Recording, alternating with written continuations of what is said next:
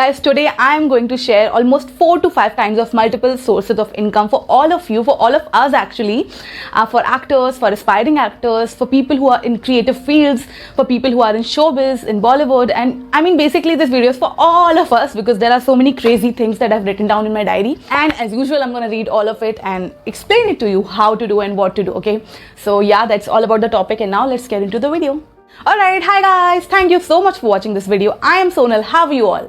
So जो लोग नहीं जानते हैं, I'll quickly introduce myself. I am Sonal, I work as a casting director, I'm based in Bombay and I make videos for you all. 2 to 3 videos a week, right? Yeah, as of now I make 2 to 3 videos a week, and yes, that's all about me. So today, as I have already told you, that we are going to talk about multiple sources of income for all of you. So come on, let's not wait anymore and let's get into it. Chalo. Alright guys, before diving into the topics, I thought let us first discuss why do we need multiple sources of income, okay?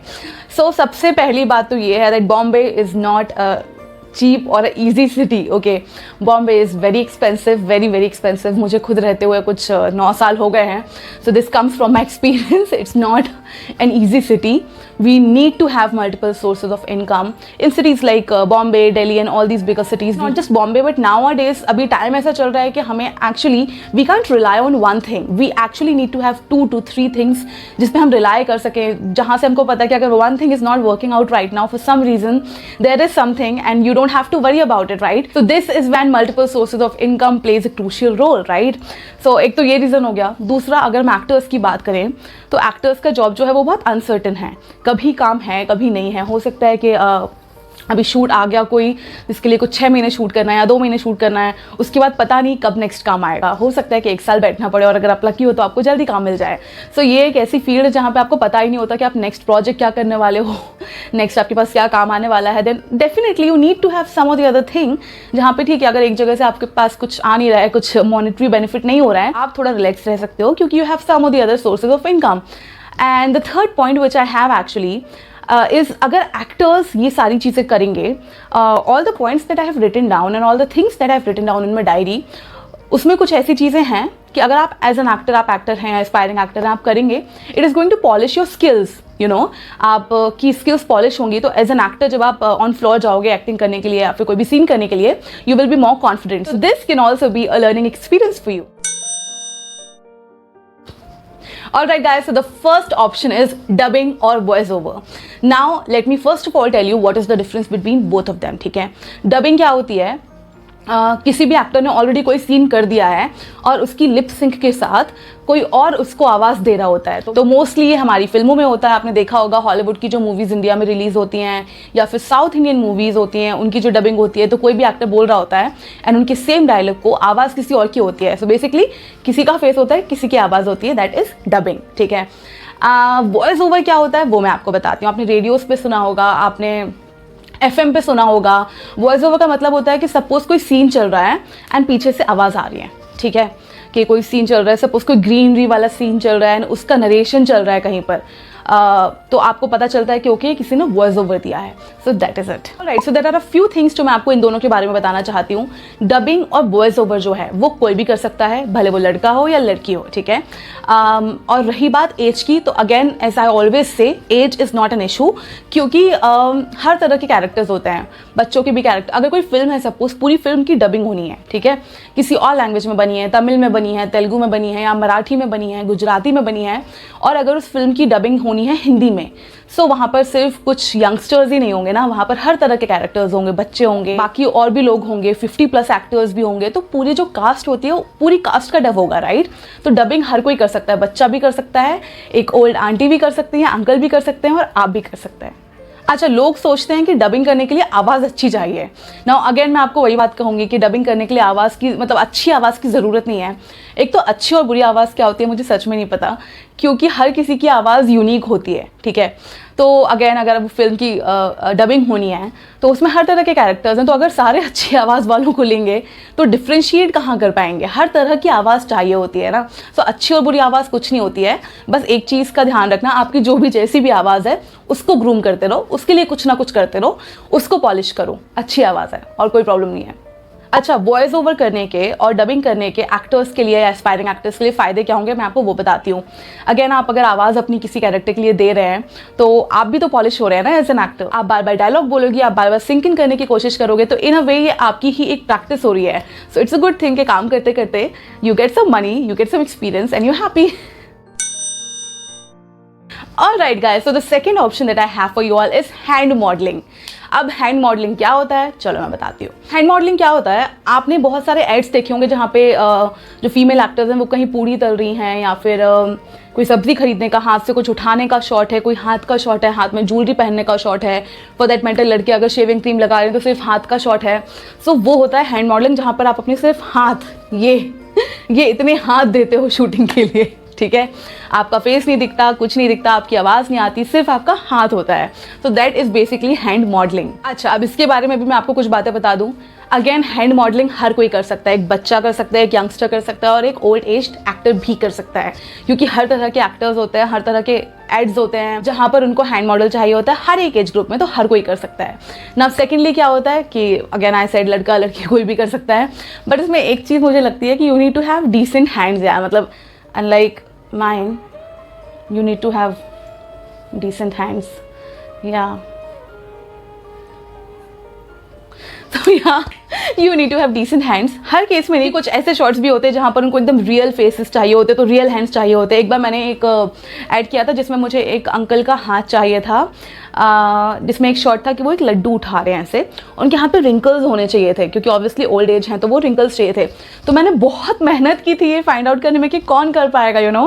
सो कभी कभी ये भी होता है, but mostly youngsters के लिए थोड़े decent enough हाथ चाहिए होते हैं, क्योंकि ऑब्वियसली अगर वो किसी और का हाथ यूज़ कर रहे हैं तो इसीलिए कर रहे होंगे ताकि वो सुंदर शॉट्स दिखा सके।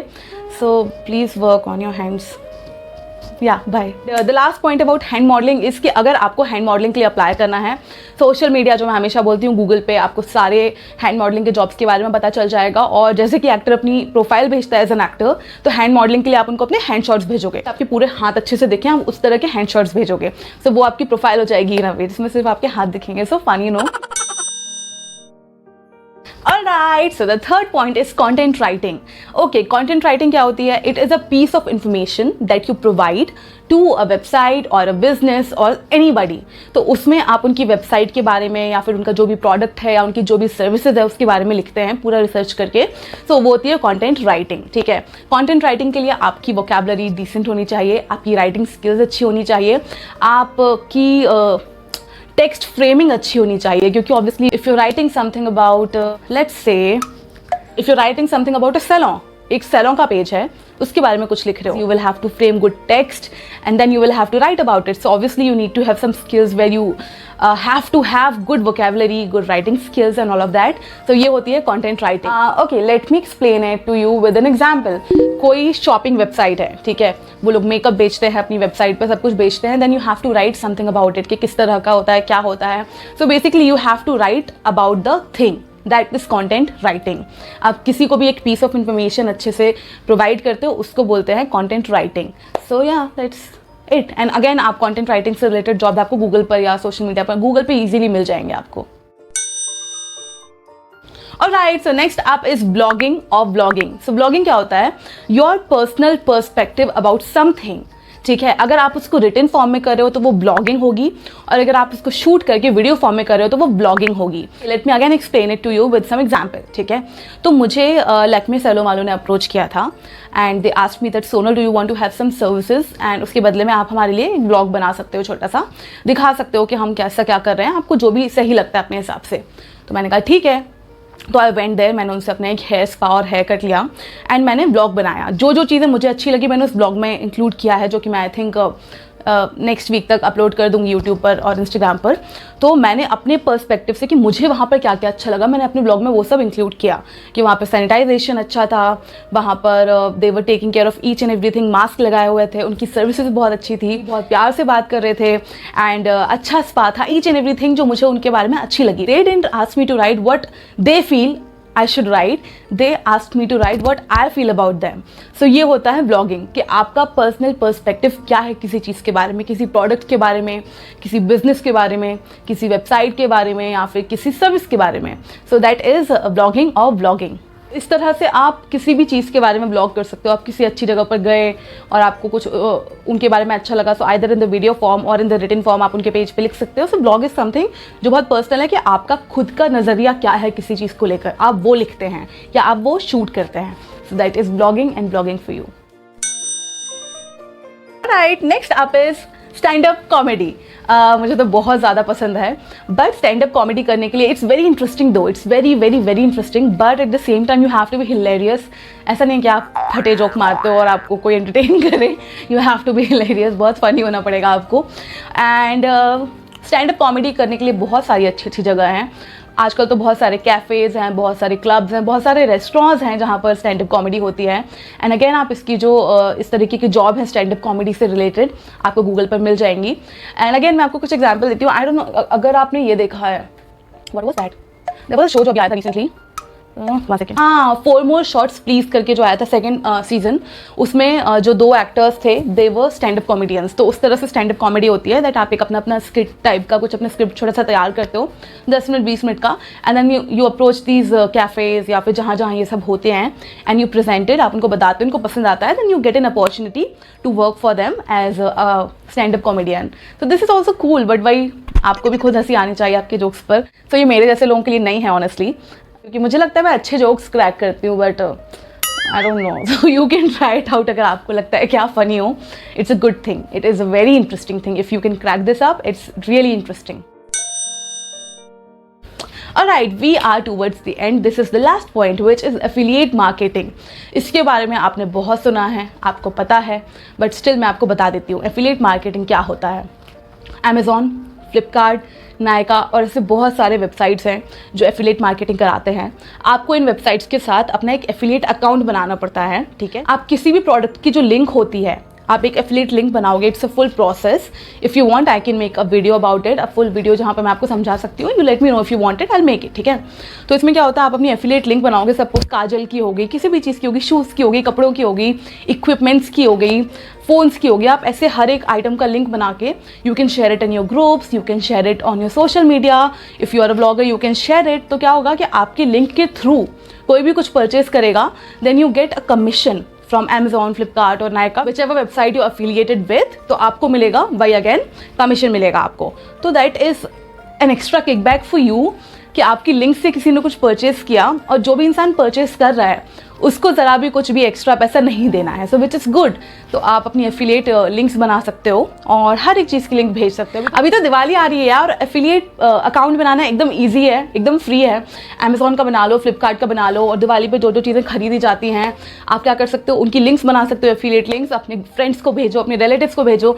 अगर उनमें से कुछ 10-12 लोग भी खरीदते हैं तो you can get a kickback ना, अच्छा रहेगा, आपकी थोड़ी पॉकेट मनी टाइप की हो जाएगी और आप घर से कर सकते हो, कोई भी कर सकता है, राइट। और डायरेक्टली जो भी आपका कमीशन बनेगा टोटल, वो आपके अकाउंट में वो लोग भेजते जाएंगे हमेशा, तो आपके अकाउंट में ट्रांसफर हो जाएगा और सामने वाले को कुछ भी एक्स्ट्रा पे नहीं करना पड़ेगा। I think this is the coolest thing.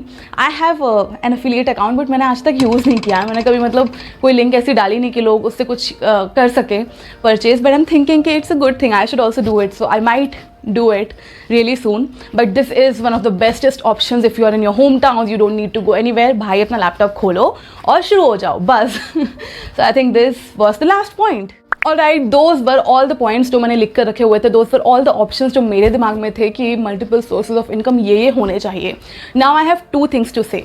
इनमें से कोई भी ऑप्शन आप ऑप्ट करो, you need to have basic knowledge about each one of them, क्योंकि आपको अगर बिल्कुल ही नॉलेज नहीं और आप कर रहे हो, that might not give you better results. So इसलिए आपको क्या करना है कि जो भी आप इसमें से ऑप्ट करते हो, यू नीड टू अंडरस्टैंड कुछ बेसिक चीज़ें उसके बारे में। अगर आप एफिलिएट मार्केटिंग करते हो, अगर आप ब्लॉगिंग करते हो, व्लॉगिंग करते हो, कॉन्टेंट राइटिंग करते हो, थोड़ा सा नॉलेज तो होना बनता है जो कि आपको इंटरनेट पर मिल जाएगा, ठीक है। ये था मेरा फर्स्ट पॉइंट। एंड सेकेंडली मैं बोलना चाहती हूँ कि ये सारे जो भी मैंने आपको ऑप्शंस बताए हैं, ये आप आराम से सोशल मीडिया पर सर्च कर सकते हो, आप गूगल पर सर्च कर सकते हो, आप इंडीड पर सर्च कर सकते हो, आप लिंक्डइन पर सर्च कर सकते हो। ये सारी जॉब्स आपको मिल जाएंगी वहाँ पर, तो टेंशन लेने की ज़रूरत बिल्कुल भी नहीं है, ठीक है। आपको सिर्फ अपने सर्च इंजिन्स का अच्छे से यूज़ करना है and you will crack something good. So I think I hope you like this video. If you like it let me no in the comment section कि आपको कैसा लगा. ऑल्सो आई थिंक कि मैंने सब कवर कर दिया है, बट मैं गलत भी हो सकती हूँ. मुझे बताना कि आपके दिमाग में कुछ और अगर ऑप्शन हो कि नहीं यार ये भी है, तो may be it may help people and it may help me in a way may be. तो अगर आपको लगता है कि मैंने कुछ मिस कर दिया हो तो आप मुझे बिल्कुल बताना. Okay then let me know आपको ये वीडियो कैसा लगा. मैं चलती हूँ. एंड अगर आपको लगता है कि ये वीडियो किसी भी तरह से हेल्पफुल है आपके लिए या फिर आपके फ्रेंड के लिए या रिलेटिव्स के लिए, I would say you can share it. It's free and you can also subscribe to my channel if you haven't. And if you have, then you have बहुत सारी kisses from me. ठीक है, so I'm gonna go. I'll see you super soon in the next video. Ta-da!